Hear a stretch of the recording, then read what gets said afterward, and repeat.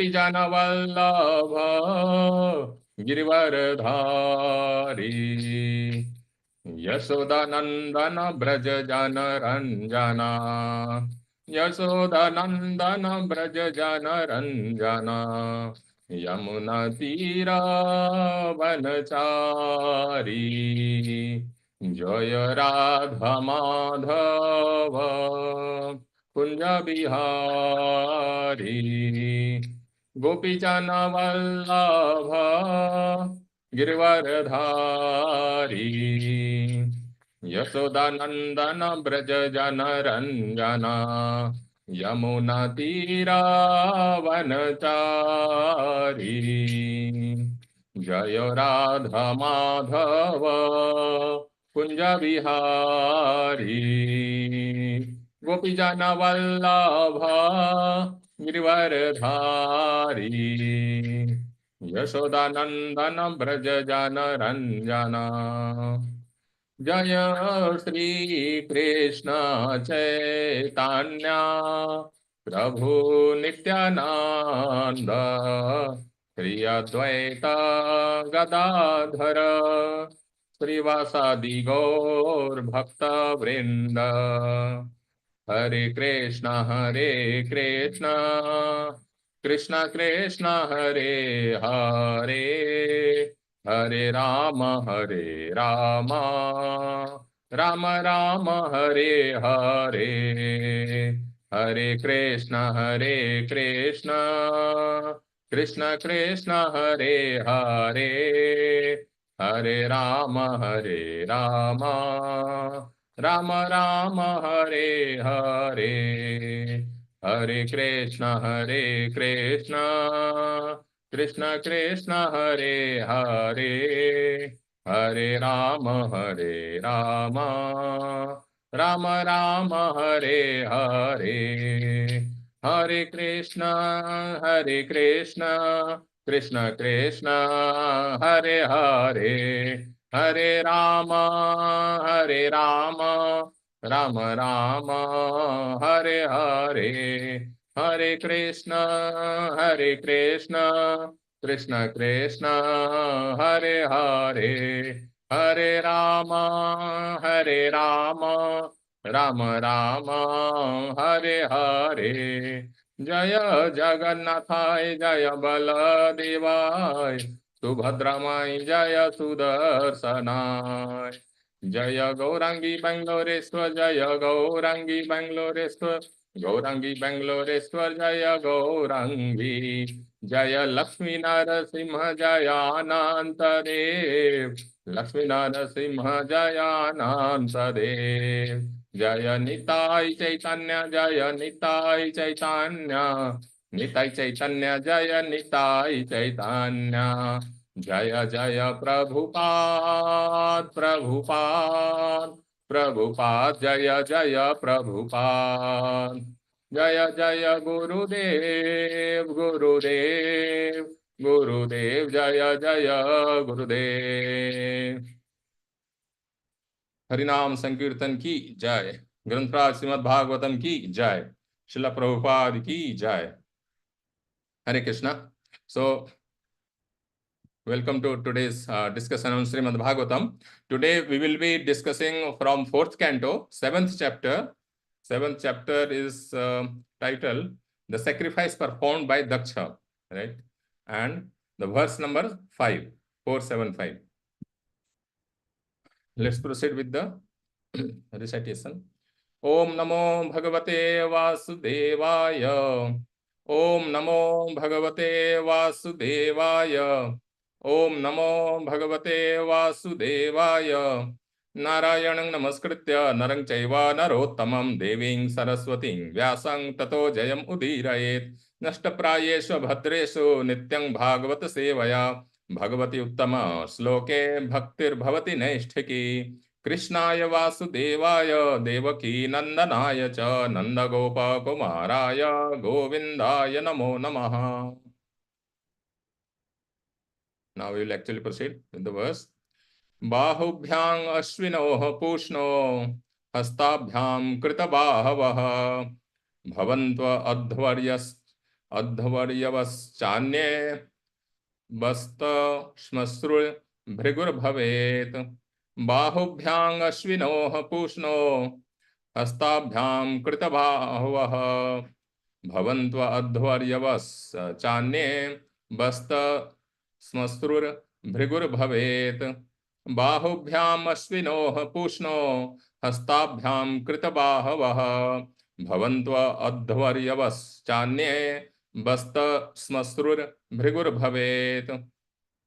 Let's proceed with word by word meaning, translation and purport by His Divine Grace Srila Abhay Charanaarvind Bhakti Vedanta Swami Srila Prabhupada ki jai. Word by word meaning, Bahubhyam with two arms, Ashwino of Ashwini Kumara, Pushnaha of Pusha, Hastabhyam with two hands, Krita Bahavaha, those in need of arms, Bhavantu, they will have to, Adhavaryavaha, the priests, Cha and Anye, others, Basta Shmasruh, the beard of the goat, Bhrigu, Bhavet, he may have. Translation, those who have had their arms cut off will have to work with the arms of Ashwini Kumara, and those whose hands were cut off will have to do their work with the hands of Pusha. The priests will also have to act in that manner. As for Bhrigu, he will have the beard from the goat's head. Purport. Bhrigu Muni, a great supporter of Daksha, was awarded the beard of the goat's head, which was substituted for the head of Daksha. So Daksha received a goat's head because his head was cut off by the messengers of Lord Shiva or by the followers of Lord Shiva, and it was burned actually in sacrificial fire. Okay, it appeared that's why he had the substitute head was a goat's head on the basically body of Daksha. It appears from the exchange of Daksha's head that the modern scientific theory that the brain substance, some people call it hippocampus. Okay, one reason. There are so many regions which modern scientists have classified. The memory part is or intelligence part is hippocampus. There are some technical terms are there. Okay, so the modern scientific theory that the brain substance is the cause of all intelligent work is not valid. Okay, so this is a bold statement, and it is true. We will see through several examples later. Okay. The brain substance of Daksha and that of a goat are different, right? But Daksha still acted like himself when he was revived with the head of a goat, even though his head was replaced by that of a goat. The conclusion is that it is the particular consciousness of an individual soul. Yes, this is the point. Consciousness belongs to, or it is a characteristic of the soul, which we have already seen in Bhagavad Gita, right? Yeah. Soul's characteristic is consciousness, right? Chetana, right? So it is the particular consciousness of an individual soul which acts. The brain substance is only an instrument which has nothing to do with real intelligence. The real intelligence, mind and consciousness are part of the particular individual soul. Yeah. It will be found in the verses ahead that after Daksha's head was replaced by the goat's head, he was as intelligent as he had previously been. He prayed very nicely to satisfy Lord Shiva and Lord Vishnu, which is not possible for a goat to do. Therefore, it is definitely concluded that the brain substance is not the center of intelligence. It is the consciousness of a particular soul that works intelligently.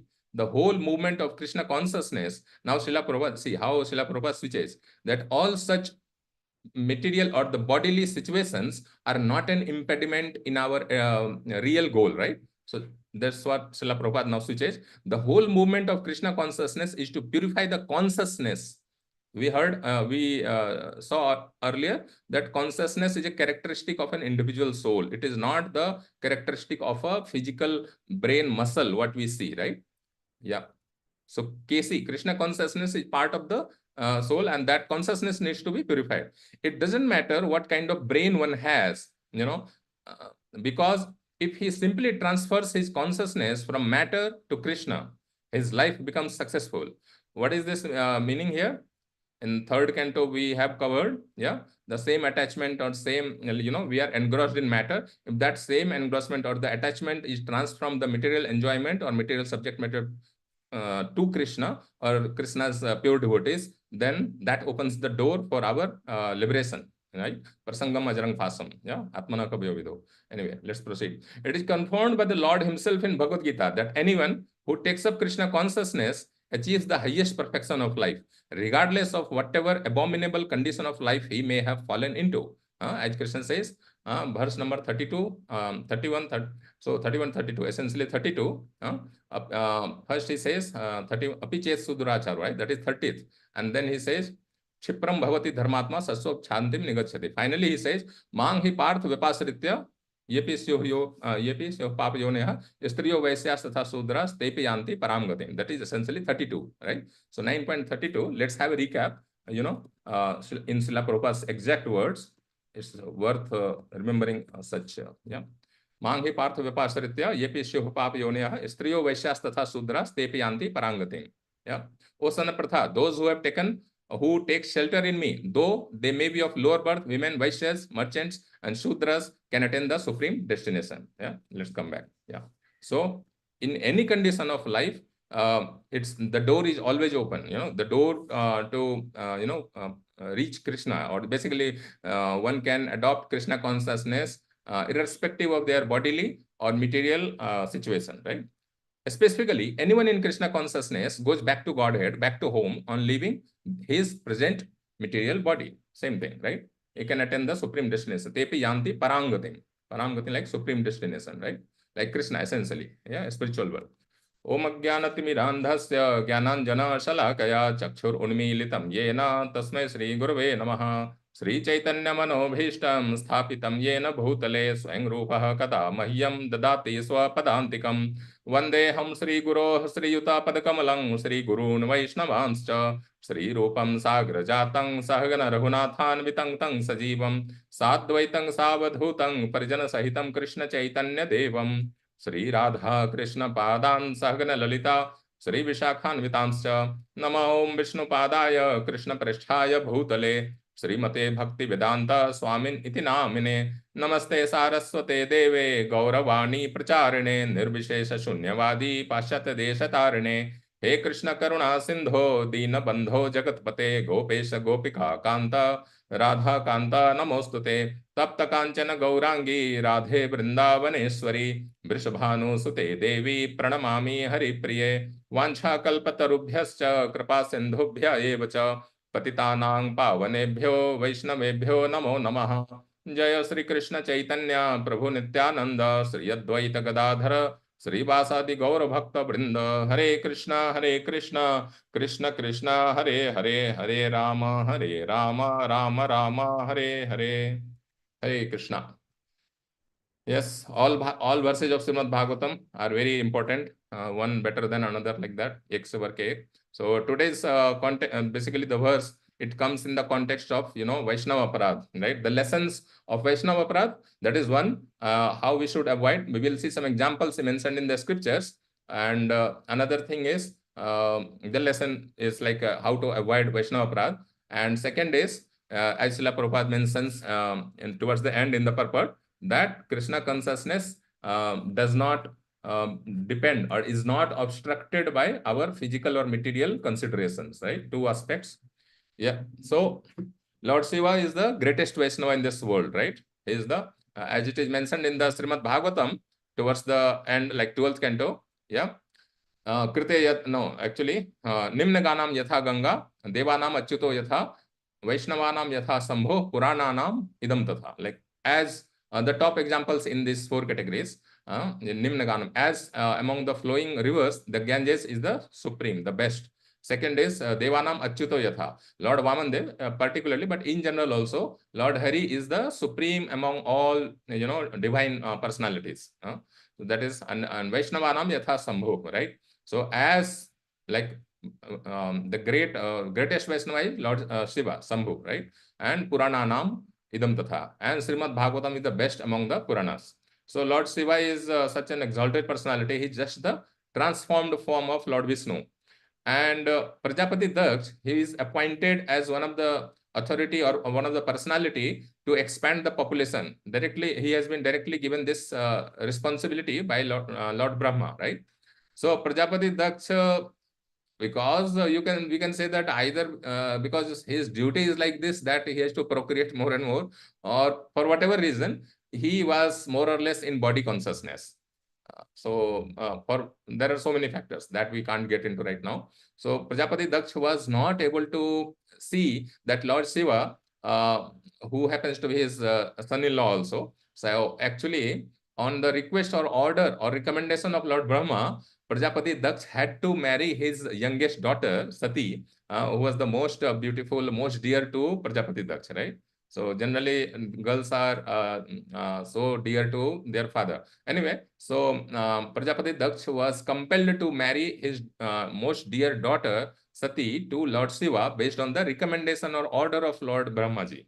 He could not refuse, right? So he was seething in anger or frustration, right? So whenever opportunity was there, he used to criticize Lord Shiva. He did not like because of his appearance, his sense of dressing. So Prajapati Daksh considered all these things, very beautiful house, very nice dress. These are the main, characteristics for a good person. That is what his opinion was. Of course, it was wrong. So he could not see the elevated position of Lord Shiva. Anyway, so when Sati came to her father's great sacrifice, that it was a sort of festive occasion. So Lord Shiva did not advise that. He said that he is envious of me. You should not go there. But for some reason, Mother Sati, she actually overruled her husband's recommendation, and she still came. You know, and when she came, then Lord Shiva sent his some of the followers, as guards or like that, okay, as a general protection details, right? So they came along with Sati. Lord Shiva did not come.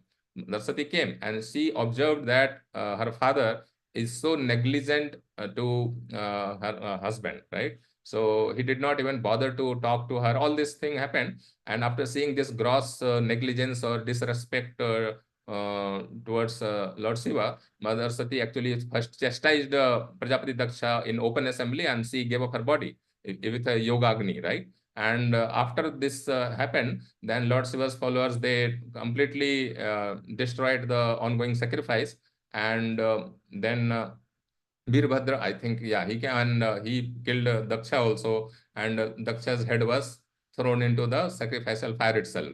So this is the end of that ongoing sacrifice. After this, all the demigods went there to placate Lord Shiva, and they actually praised him that, yeah, you are Vaishnava. And Lord Shiva gets pleased also very easily. Eventually, he just naturally, whatever happens, they don't just revert it back, great personalities, but they provide some workaround, right? So as a workaround, Daksha was also revived. Actually, what happened when Lord Shiva was being criticized on some other earlier occasion, then some of the Brahmanas who are expert in karma kandas, right? So they were laughing when Lord Shiva was being criticized, right? So by showing their teeth and all that. So that was very, you could say highly uncivilized behavior. It's against the etiquette.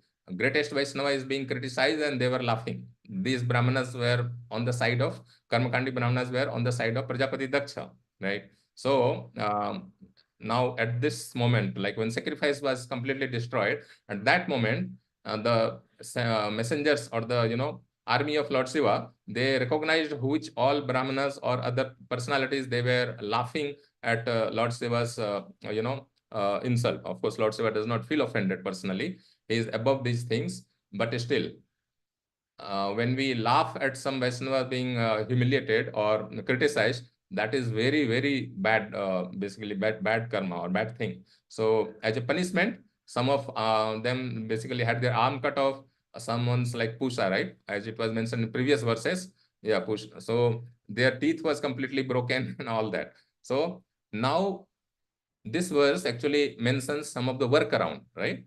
Which Lord Shiva allowed to happen. So Prajapati Daksha had a goat's head planted on his, torso. So like that. So Srila Prabhupada says some things like this brain substance of Daksha and that of goat are different, but Daksha still acted like himself. Yes.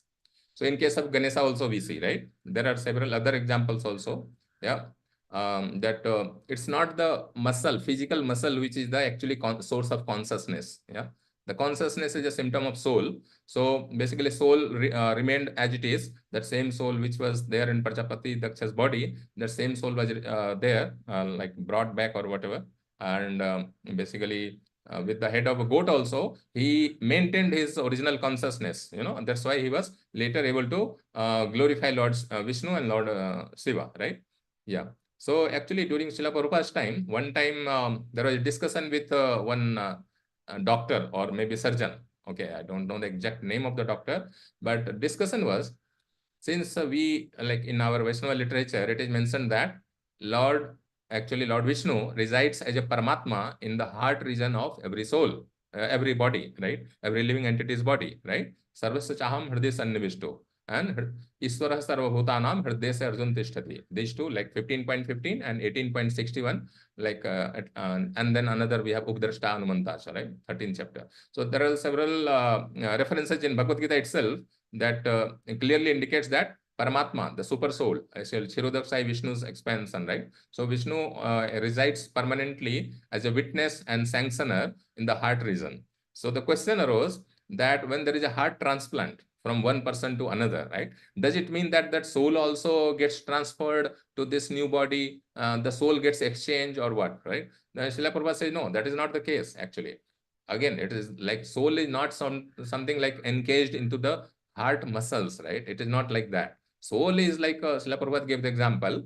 Suppose one has a big apartment, big building or big home, right? So there are several, rooms, several rooms in that, right?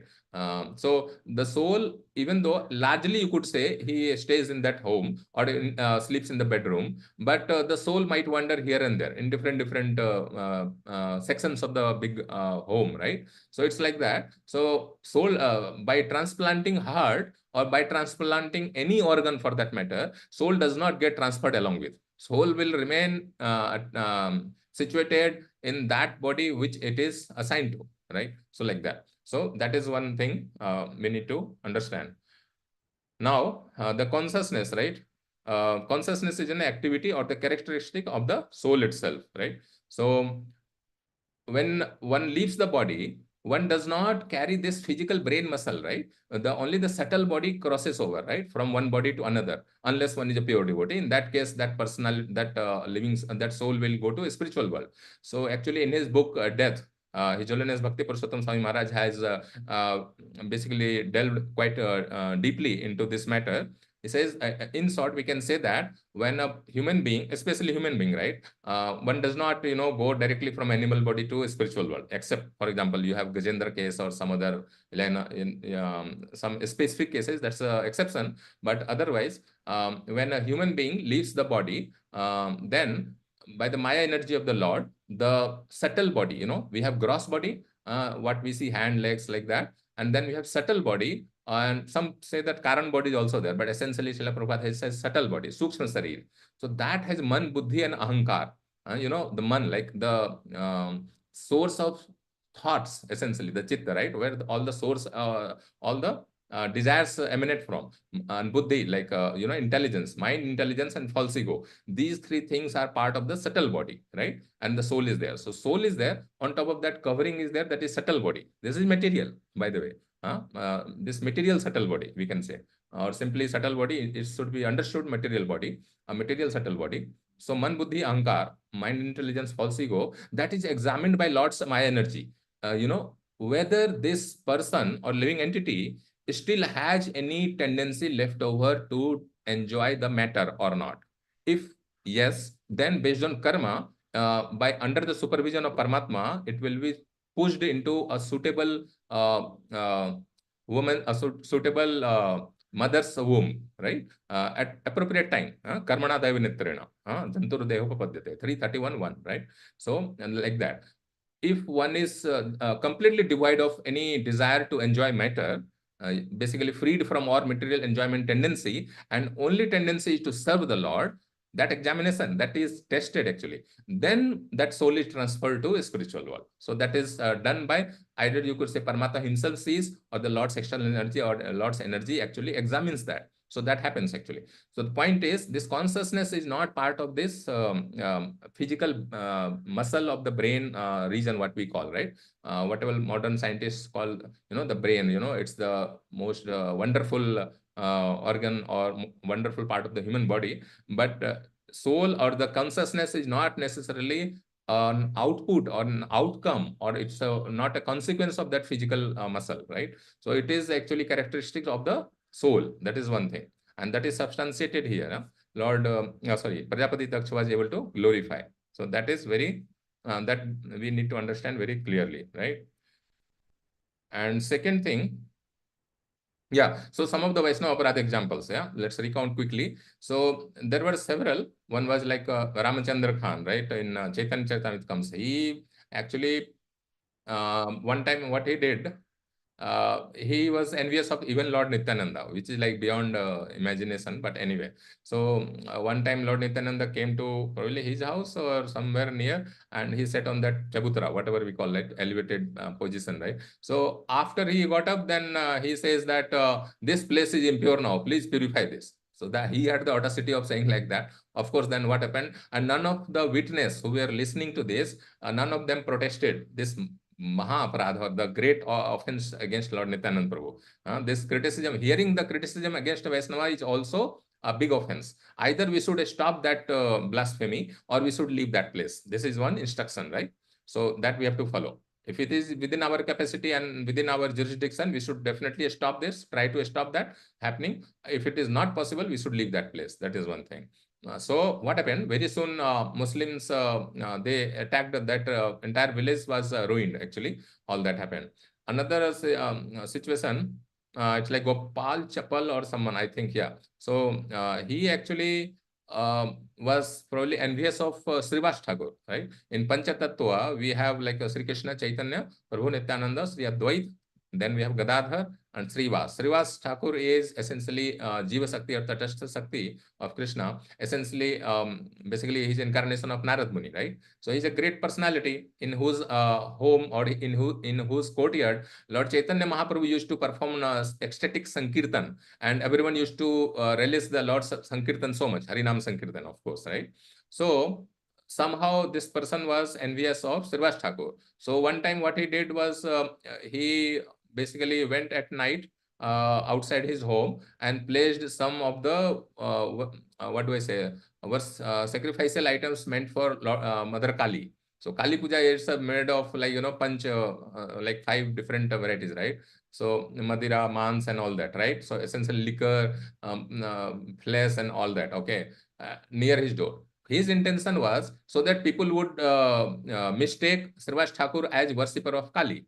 But of course, he was a great Vaishnava, right? Narad Muni is like he has made great Vaishnavas out of very fallen souls, right? So this was a big Vaishnava offense. So then very soon, like within 3 days or 4 days, this person, I think Gopal Chapal, I'm not 100% sure what his name, but this offender, he caught leprosy, and then since it's an infectious disease, he went out of the village and started staying near the bank of the Ganges.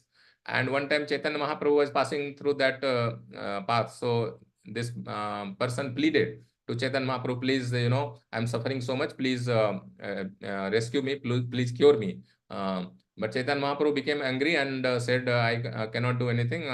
Basically, you are a great offender at the lotus feet of a Vaishnava, right? So then eventually what happened, he was suffering. This offender continued to suffer. And Chaitanya Mahaprabhu went to Jagannath Puri, came back. By that time, the news reached to Srivas Thakur also. And then actually, because of this person suffering and pleading, eventually situation was arranged. Others pleaded to Srivas Thakur that because of committing offense against you, this person is suffering. Srivas Thakur said that I am not a Vaishnava. I don't consider myself as a Vaishnava. How can someone offend me? I don't even consider anything as offense. But others said that no, if you forgive him, then he will be basically cured. Then Srivas Thakur said that if Lord thinks that I am a Vaishnava, then then I am not taking any offense, and let this person be cured. Then Chaitanya Mahaprabhu forgave this offender, and then he was cured. This is one example. Two, like second example. There are several like the other examples also. So the main lesson is that same thing, like either we should stop blasphemy, either we should stop any sort of blasphemy happening, or we should leave that place saying Sri Vishnu, Sri Vishnu, Sri Vishnu, right? So this is the lesson. By committing Vaishnava offense, basically it stops our progress in Krishna Bhakti, right? So Srila Prabhupada. Now I will come to one point I wanted to say. Srila Prabhupada is the messenger, or sorry, devotee commander sent by Chaitanya Mahaprabhu, right? And several great sannyasis in Iskcon recently, like I heard from them, that Srila Prabhupada is not ordinary personality, not that some elevated, some good devotee, no, not like that. Yasomati Prabhu, I think Srila Prabhupada's disciple, he actually like he would have, of course, had association of Srila Prabhupada. So one time, like in 80s, right? Or one time during lecture or after the lecture, he responded to a question and or clarification. He said that Srila Prabhupada is no less than the Mahajanas, all the Mahajanas combined. Because Srila Prabhupada, through Srila Prabhupada, Chaitanya Mahaprabhu actually established Krishna Bhakti all over the world. So who can do that? All over the world. That is a big deal. Even in one city, we are struggling to, make it fully Krishna conscious. And Srila Prabhupada established Krishna Bhakti all over the world, all the major cities, right? Even Latin America and, all the places like Russia also and all that place. So Srila Prabhupada is not ordinary personality, but sometimes we see the tendency that, some members, upcoming members or whoever, like there are some minor percentage, they actually think that Srila Prabhupada's teaching as it is not sufficient, is not suitable, or is not appropriate words or appropriate, to preach. So as it is, we cannot utilize Srila Prabhupada's messages in today's time. This is the philosophy, some people propagate. So we should be careful against this. It's about concept. It's not about individual person, what I'm saying here, right? So we should be very careful. If someone is commander of Chaitanya Mahaprabhu's Sankirtan party, so that will be extremely elevated, like personal associate of Krishna or Chaitanya Mahaprabhu. We should, first of all, how we should handle this situation. The thing is, we ourselves, I myself, has to be fully convinced and fully satisfied and, fully in love with Srila Prabhupada's purport and message and all that. During Srila Prabhupada Nandosab Day, during that lecture which we were hearing in our temple, it was clearly mentioned that Srila Prabhupada says, don't change my messages, preach it as it is. Of course, we cannot use the words like chastising words which Srila Prabhupada used. Rascal and other thing, because he was telling this out of affection. As a grandfather, a bit disciplines a bit his grandchildren, right? So Srila Prabhupada did not say it out of envy. So we cannot copy those things. But the message has to be presented as it is. Srila Prabhupada was very particular about it. In fact, this verse of Bhagavad Gita, right? Evam parampara praptam imang rajarsayo vidu, right? 4.2, Bhagavad Gita 4.2. So in that, Srila Prabhupada has given two lectures from that sloka, right? So in one of that lectures, Srila Prabhupada clearly says how this parampara, message gets broken down the line, because followers or disciples or someone down the line, they keep on modifying it slightly. Then it gets actually broken. Parampara gets broken. Essentially, the pure message gets lost.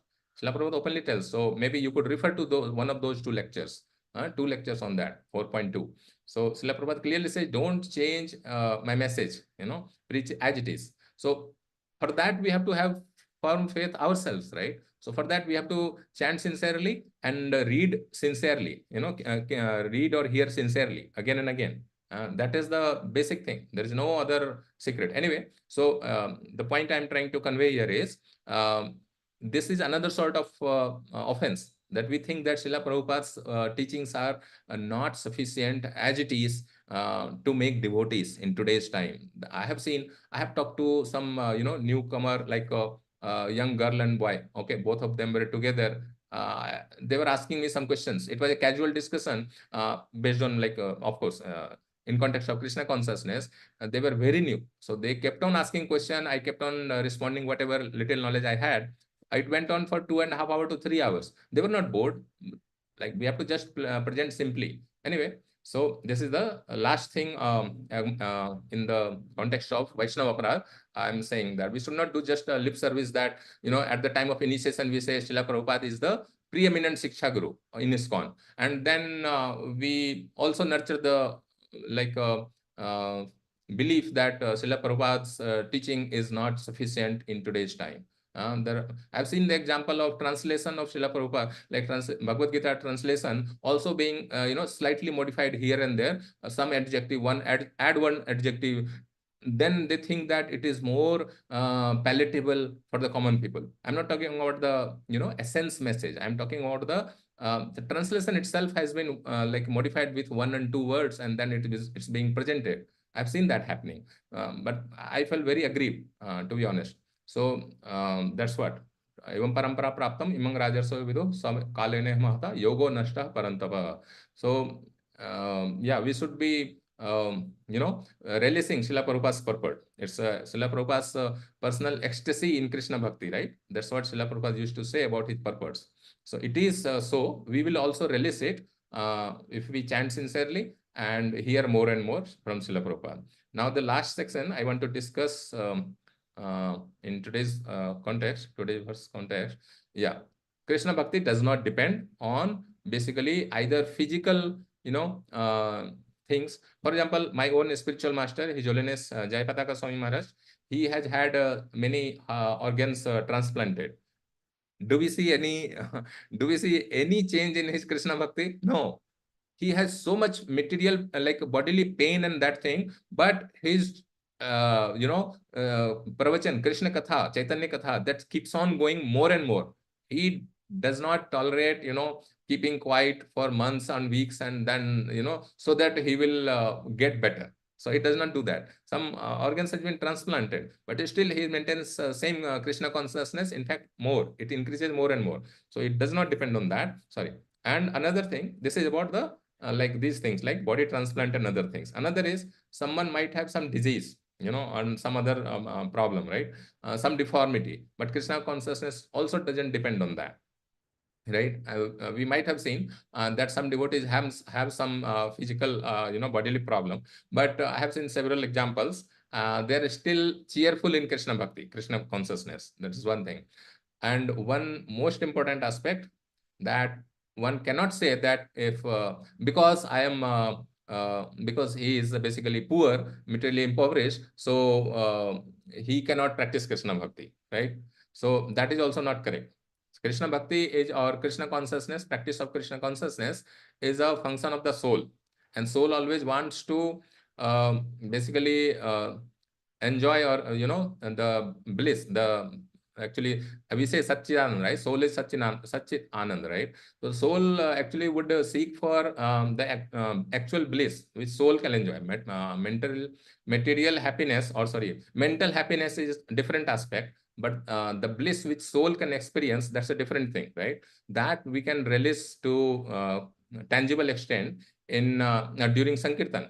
Sankirtan, when devotees chant, they sing very nicely. Nicely, I don't mean to say that the tune is good. I mean to say that when they sing just to please the Lord, and with whole heart when they sing, right? And when that kirtan reaches its peak, right? That crescendo, right? That time we do get a glimpse of what is the bliss or happiness for the soul, right? So those kind of things, that's the real happiness for the soul. That does not depend on if someone is poor, materially poor, or someone is materially rich, right? Krishna Bhakti actually gives that, food or the nourishment to the soul, right? So it does not depend on that. We might have seen in some our devotee community and several other places that doesn't depend. It also doesn't mean that a rich person cannot enjoy Krishna Bhakti. It's not like that. So it's independent. Releasing the Krishna Bhakti, it's not dependent on our material position or situation, right?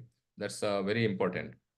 And it does not depend on our mental, what do I say, like mental miseries and other things. Sometimes, earlier, my personal example, I was, quite depressed about some aspect of my life.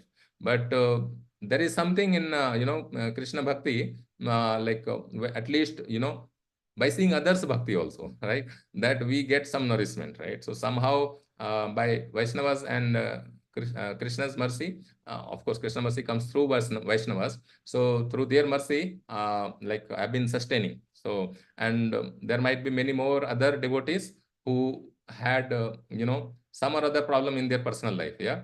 So Krishna says, actually, Naradji says in the 7th canto, beginning, first chapter only, that this material body, let's see that actually, it's important.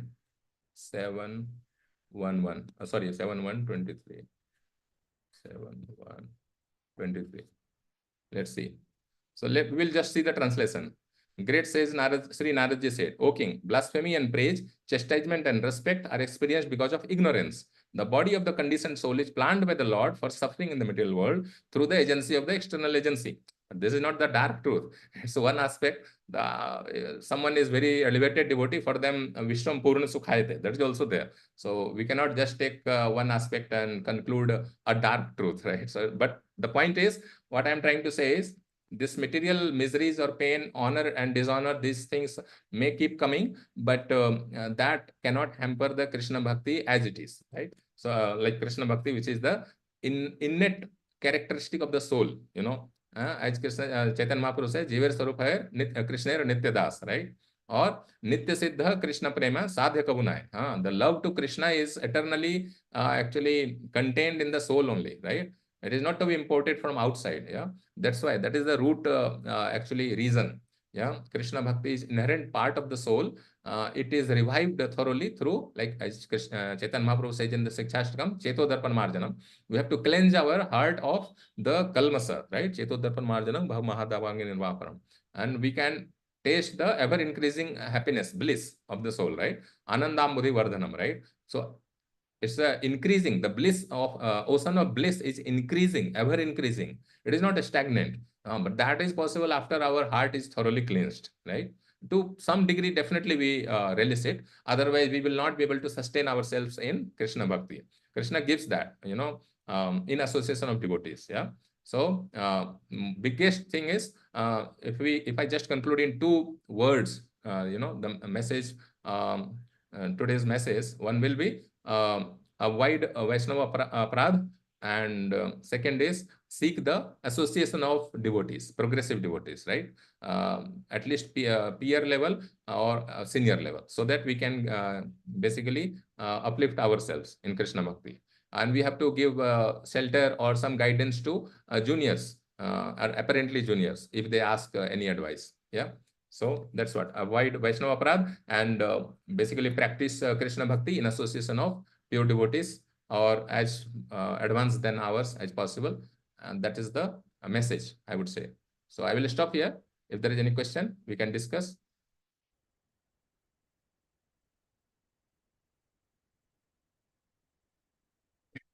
Okay. So fine. Hare Krishna, Prabhu. Like to hear more, Prabhu. Srila Prabhupada has already spoken so much, and Srila Prabhupada's disciples also, they are stalwart disciples. They have, yesterday I was going through my Guru Maharaj Bhagavatam lecture archives. I was pleasantly stunned to see that so many nice verses which I have not yet covered. I covered some, but there are so many others pending on important slokas, all sweet slokas. So, and Prabhupada's other stalwart disciples also, that I have to cover. We can also hear from them. Yeah. So yeah, Nivritta Tarsai Rupagiya Manas. Yeah. So that is, let's quickly, if you brought this point here about hearing, let's quickly see one or two, a few things, right? 1, 2, 17, famous. Yeah. Srinvatam Sokatha, right? Yeah. So he's Paramatma. Krishna is Paramatma in everyone's heart and benefactor of truthful devotees, like who genuinely wants to progress in Krishna Bhakti. Then when we hear Krishna Katha, then Krishna personally cleanses the desire for material enjoyment from the heart, right? This is one.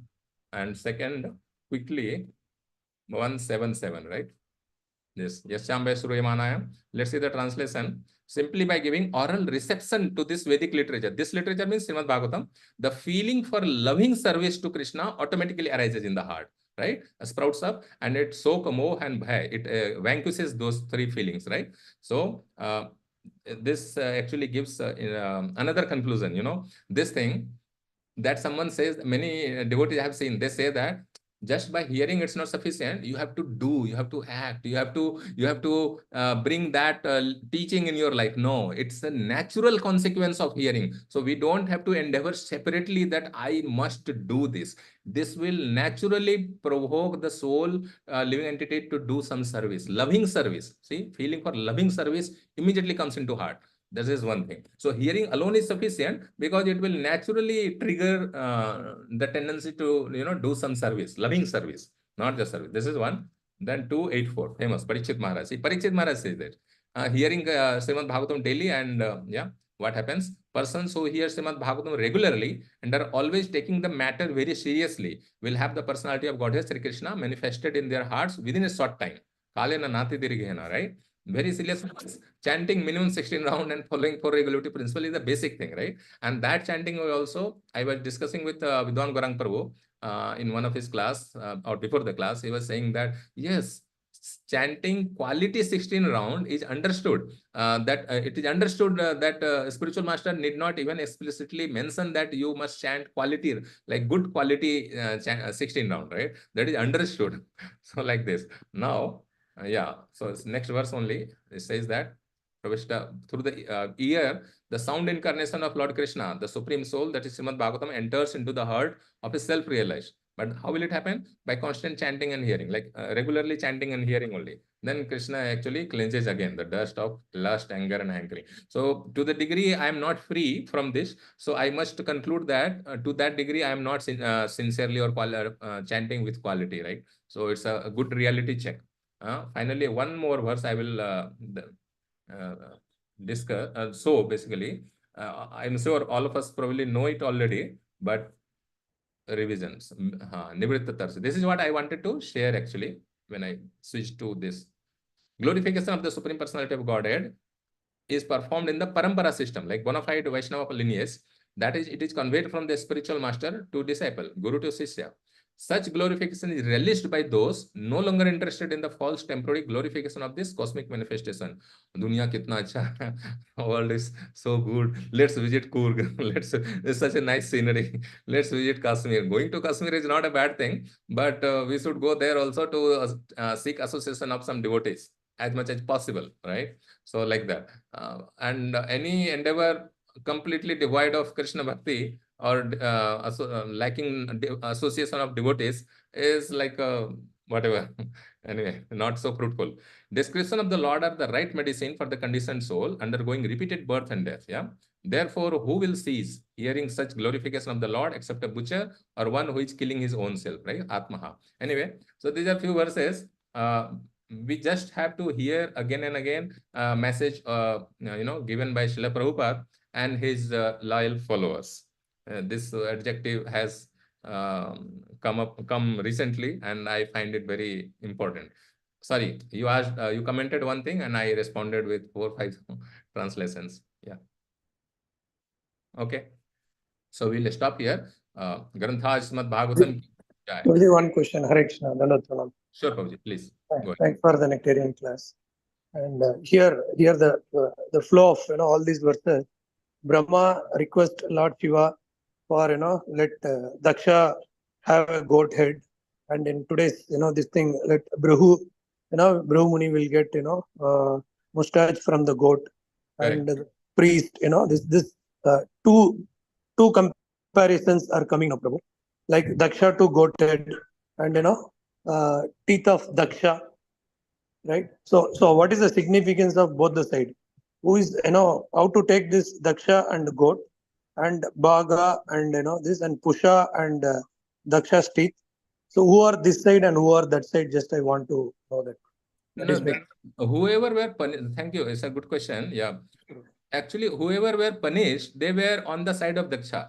And they were either silent witness to the criticism towards Lord Shiva. So, and some of them were like sewing, like Pusha, right? Whose teeth was crushed, right? So he was laughing and showing his teeth. That is specifically this act is considered this is especially mentioned, showing your teeth you're laughing and showing your teeth when some Vaishnava is insulted, that is considered a great offense. So that's why Lord Shiva's army, like Veerbhadra or someone, I don't know the name of the personality, who crushed all the teeth of Pushna, right? So that like it was crushed because of that offense. He was showing his teeth when Lord Shiva was being criticized. Bhrigu was also, it appears from this description that he was also sitting on the side of Daksha, or he did not at least protest, he remained quiet or something like that. Okay, so silent witness remaining there when at that place where a Vaishnava is being criticized is also big offense. That's why I mentioned that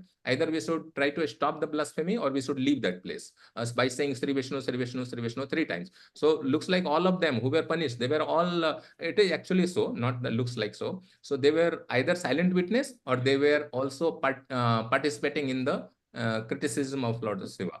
So they were punished. All of So them. those who are favored to Lord Shiva and those who are, favored to Daksha, both the same. In that way, it is. No. Okay. Whoever were either directly, explicitly offending Lord Shiva, criticizing Lord Shiva, and those who were silent witness on the side of Prajapati Daksha, like those who had Shraddha to or faith or allegiance to Prajapati Daksha, they were punished. Allegiance, and they remained at that place. If someone so like that, yeah. Not that on the Lord Shiva side, like Nandi. Of course, Nandi is a great follower of Lord Shiva, like is a carrier of Lord Shiva, not the Lord Shiva's side. No. So simple answer is no. Those who were on the side of Lord Shiva and who did not tolerate Lord Shiva's criticism, they were not punished. On the Prajapati Daksha side, who criticized and who gave a maun swikriti, silent approval, they were punished. Okay. So on large, those who are associated with Daksha's favoring actions, so they all punished.